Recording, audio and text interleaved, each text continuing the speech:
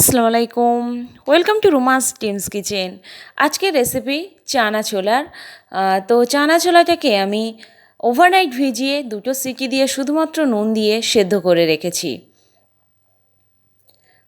Oven on করে নিলাম। এবারে কড়াই বসিয়ে দিচ্ছি। এই চানা ছোলাটার জন্য স্পেশাল মশলা দিয়েই, হোমমেড মশলা দিয়েই বানিয়ে দেখাবো, তাই অনুরোধ রইল পুরো ভিডিওটি দেখার। দিয়ে দিচ্ছি সর্ষের তেল 3 টেবিল স্পুন, একটা এলাচ আর অল্প একটু দারুচিনির টুকরো। টমেটো আর পেঁয়াজটাকে এইভাবে আমি চপড করে নিয়েছি। একটা বড় সাইজের টমেটো, একটা বড় সাইজের পেঁয়াজ তেলের মধ্যে দিয়ে একটু ভালোভাবে নাড়াচাড়া করে এটাকে একটু ভাজা ভাজা করে নিতে হবে। তাই ভালোভাবে নাড়াচাড়া করে নিতে হবে যাতে পুড়ে না যায়। লো টু মিডিয়াম ফ্লেমে রেখেই ভাজতে হবে। পেঁয়াজ আর টমেটোটা অনেকটাই ভাজা ভাজা হয়ে গেছে। এবার আমি দিয়ে দিচ্ছি আদা রসুন পেস্ট 1 টেবিল স্পুন।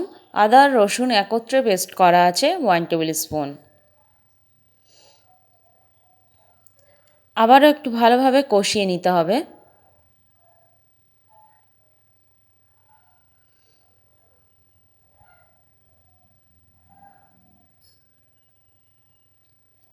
আদা রসুনের গন্ধ একেবারেই চলে গেলে, একদম লাল লাল হয়ে গেলে, সেই পর্যায়ে আমি দিয়ে দিচ্ছি হলুদের গুঁড়ো 1 টিস্পুন।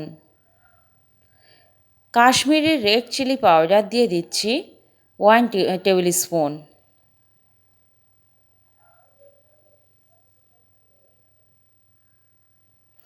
আর হোমমেড চানা মশলা, যেটা একদমই স্পেশাল, এটা বাইরের কেনা চানা মশলা আমি ইউজ করিনি, বাড়িতেই বানিয়ে নিয়েছি। এর মধ্যে আছে স্টার অ্যানিস, বড় এলাচ, জিরে, মৌরি, জয়িত্রী, অল্প সামান্য, আর আছে সাজিরে, সামরিচ আর ধনে। এই কয়টা একত্রে হালকা টেলে নিয়ে গুঁড়ো করে নিলেই রেডি হয়ে যাবে চানা মশলা। আর দিয়ে দিলাম 1 টেবিল স্পুন চিনি। ভালোভাবে নাড়াচাড়া করে কষিয়ে এবার দিয়ে দিচ্ছি বয়েলড করে রাখা চানা, মানে কাবুলি ছোলা। আবারও ভালোভাবে নাড়াচাড়া করে এটাকে কষিয়ে নিতে হবে, তাই খুব ভালোভাবে নাড়াচাড়া করে নিচ্ছি।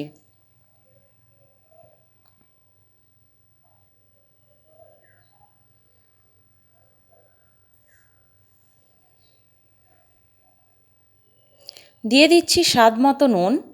তাই নুনের পরিমাপটা দিলাম না, তোমাদের স্বাদ মতোই বাড়িয়ে কমিয়ে নেবে।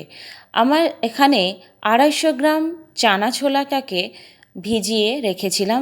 250 গ্রাম চানা ছোলার পরিমাপগুলোই আমি বললাম তোমাদের। ছোলার পরিমাপ যদি কমে বা বাড়ে সেক্ষেত্রে তোমরা মশলাটাকেও কমিয়ে বাড়িয়ে নেবে।